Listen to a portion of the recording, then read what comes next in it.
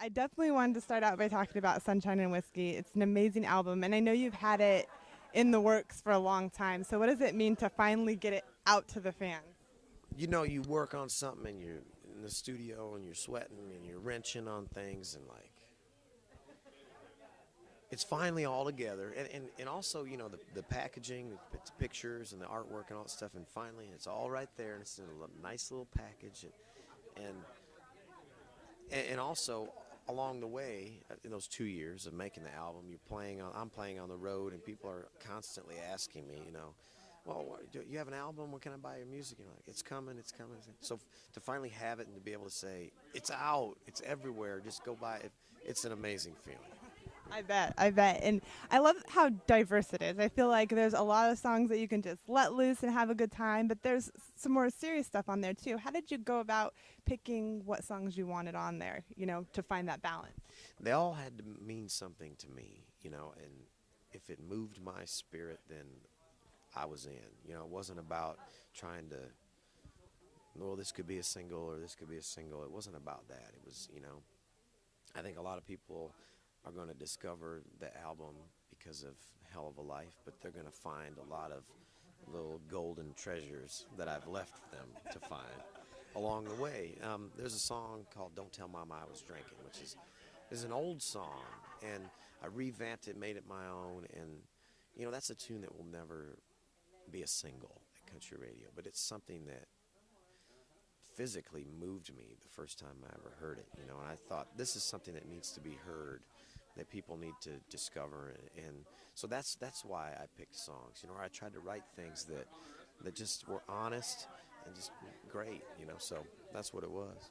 Yeah, and I was going to talk to you about Tell Mama I was drinking. I love that song. I love the real traditional leaning sound of that. Is that really important to you to keep that traditional element a little bit in your music?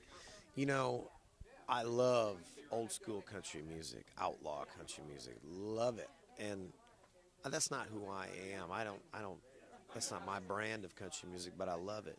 And that tune was really slow and kind of old school feeling. And I really had to sort of make it my own in order for it to work with the rest of the music. But when it finally came together, I was really excited because the themes, that old school theme and the lyric and the melody, um, are that music that I love. But I was able to make it fit with the rest of what I was doing. So I thought it was cool that it came together.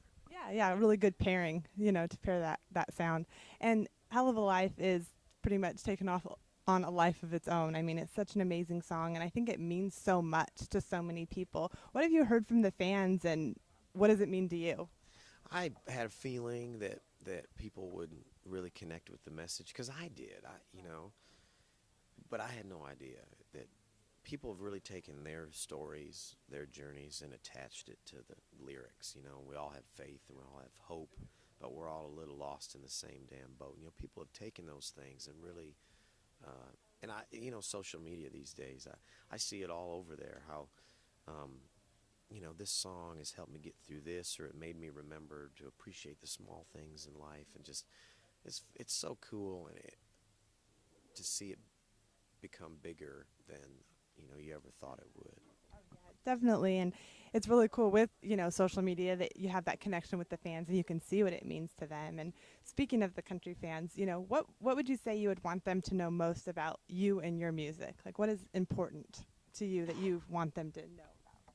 You know, I want my fans to know that when if they want to know anything about me musically, they just have to buy the album. And in doing so, they'll learn a lot about who I am emotionally and the things that I've been through. But I want them to know that I've really, really made a conscious effort to be as honest as I could be in making this project, and spent tons of time to make it the best that I could possibly make it. And I'm not sure that that's always a guarantee for them, that they know that that artists try to do that take the time to do that, or if they just go in and slam something down real quick and that's it. But I really tried to make them the best music that I could, and I just hope they like it. I think they definitely will. It's a great album, and I know one thing you're known for. I haven't had the privilege to see you perform live yet, but I'd love to one day. And I know you're known for just really awesome live shows. What motivates you when you get up there, and just what are you thinking about when you hit that stage? I've always been about entertainment. Um, People now, especially nowadays, more than ever, can listen to music if they want to in the comfort of their home, their car, wherever. And if they really make the effort and spend the money to come out and see a show, they want to see something. They want to be entertained like we all do. We go to the movies, we go to shows in Las Vegas. We want to be entertained, and it seems so lost these days. And some of my favorite entertainers, like Elvis, um, those guys put a lot of effort into making things entertaining. And I always am really conscious of that. Like, I'm going to take these people on a ride. They're here. It's not just about the music. It's about giving them a show. So, Awesome. Sounds fun. I'll have to catch you out on the road sometime. And, 2014's just kind of getting started. So obviously you'll be promoting the new album and you're going to be out on tour. Tell us a little bit about where we could be looking for you this year. well, my touring never starts or really stops. It's just always, which, I have to. I get in trouble if I'm in Nashville for too long. So I told my agent, I said, just get me out on the road, man. I don't want to be back here. Yeah, just taking it to the people. That's what I want,